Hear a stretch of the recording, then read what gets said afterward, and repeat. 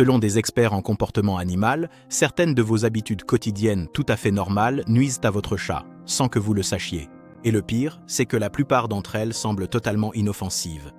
Si vous continuez ainsi, comme le font presque tous les propriétaires de chats, vous risquez de détruire peu à peu la confiance de votre chat, sa santé et son sentiment de sécurité à la maison. Voici 6 choses du quotidien qui nuisent de bien plus à votre chat que vous ne le pensez. Premièrement, lui crier dessus lorsqu'il fait une bêtise. Avez-vous déjà surpris votre chat en train de faire tomber quelque chose de la table et immédiatement crier son nom? Soyez honnête, la plupart d'entre nous l'ont déjà fait. Sur le moment, cela semble être la bonne réaction, mais voici ce qui se passe réellement dans la tête de votre chat lorsque vous élevez la voix. Les chats ne comprennent pas la cause et l'effet de la même manière que nous. Une étude de 2021 publiée dans le Journal of Veterinary Behavior a montré que les chats qui se faisaient régulièrement crier dessus présentaient des niveaux de stress chronique nettement plus élevés et étaient plus enclins à développer des problèmes de comportement, comme se cacher, devenir agressif ou éviter la litière. Ils n'apprennent pas « je ne devrais pas faire ça ». Ils apprennent que cette personne est imprévisible et peu sûre. Ce qui est triste, c'est que vous ne voulez pas leur faire de mal. Vous réagissez simplement, mais votre chat ne comprend pas vos intentions. Tout ce qu'il perçoit, c'est le volume, le ton et l'énergie que vous dégagez. Et avec le temps, cela ne corrige aucun comportement. Cela détruit silencieusement le lien entre vous deux. Imaginez que chaque fois que vous entrez dans une pièce, quelqu'un vous crie dessus sans raison apparente. Combien de temps cela prendrait-il avant que vous n'ayez plus envie d'être près de cette personne? C'est exactement ce que ressent votre chat. Deuxième point, ne laissez jamais votre chat chasser ou courir après quelque chose. Quand votre chat a-t-il chassé quelque chose pour la dernière fois? Et non, observer une mouche de l'autre côté de la pièce, ça ne compte pas. La plupart des chats d'intérieur passent des jours, voire des semaines, sans aucune véritable expérience de chasse. Nous ne le remarquons pas car ils ont l'air en bonne santé, mais en réalité, ils ne se portent pas bien. Les chats sont des prédateurs de bout en bout. Leur cerveau est entièrement orienté vers la séquence de chasse. Poursuivre, chasser, sauter, attraper, tuer, manger. Si ce cycle n'est jamais activé, quelque chose commence à se détériorer à l'intérieur. Une étude publiée dans le Journal of Feline Medicine and Surgery a montré que les chats sans stimulation régulière par le jeu souffrent plus souvent d'obésité, d'agressivité, de léchage excessif et de symptômes similaires à la dépression. Ce chat qui dort toute la journée et semble facile à vivre, il y a de fortes chances qu'il ait simplement abandonné. Elle n'est pas paresseuse. Elle souffre d'une sous-stimulation mentale et la solution n'est pas compliquée. Seulement 10 à 15 minutes de jeu interactif par jour, avec un jouet qui imite les mouvements d'une proie, peuvent complètement transformer l'humeur, l'énergie et la relation de votre chat avec vous. Troisièmement, ne lui donnez que des croquettes. Et si la nourriture que vous donnez chaque jour à votre chat le déshydratait lentement de l'intérieur? Cela semble dramatique, mais ce n'est pas exagéré. Voici quelque chose que la plupart des gens ignorent. Les chats sont des animaux du désert. Leurs ancêtres se sont adaptés pour obtenir presque toute leur eau de leur proie. Cela signifie que l'instinct naturel de votre chat à boire de l'eau de lui-même est très faible. Ce n'est tout simplement pas dans leur nature.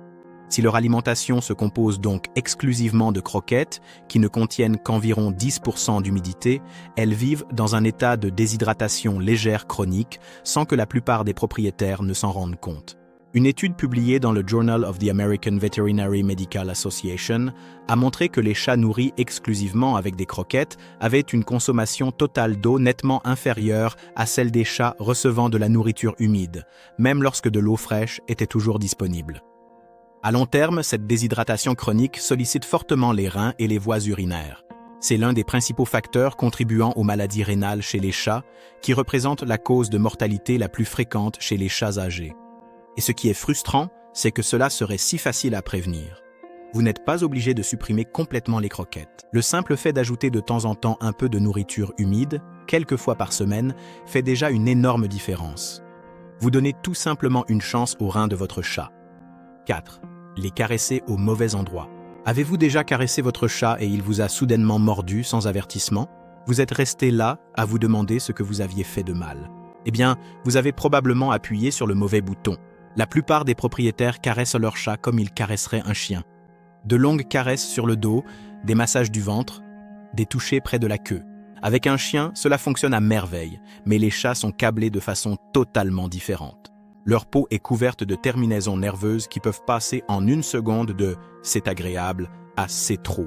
C'est ce qu'on appelle la surstimulation induite par les caresses et c'est l'un des aspects les moins compris du comportement félin.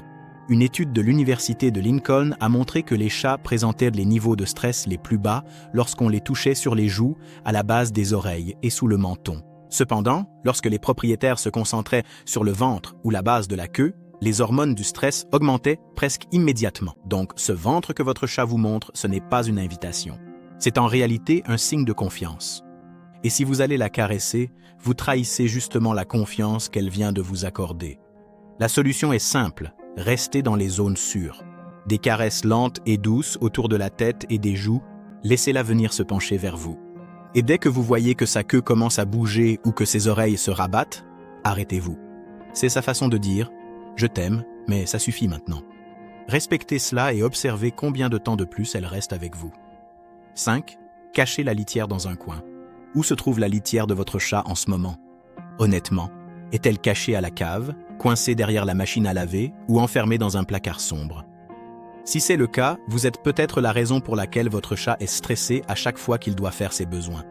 Nous cachons les litières parce que nous ne voulons ni les voir ni les sentir. Cela a du sens d'un point de vue humain, mais du point de vue de votre chat, vous venez de placer sa salle de bain à l'endroit le plus effrayant de la maison. Les chats sont à la fois des prédateurs et des proies. Cela signifie qu'à chaque fois qu'ils utilisent la litière, ils se trouvent dans l'une de leurs positions les plus vulnérables.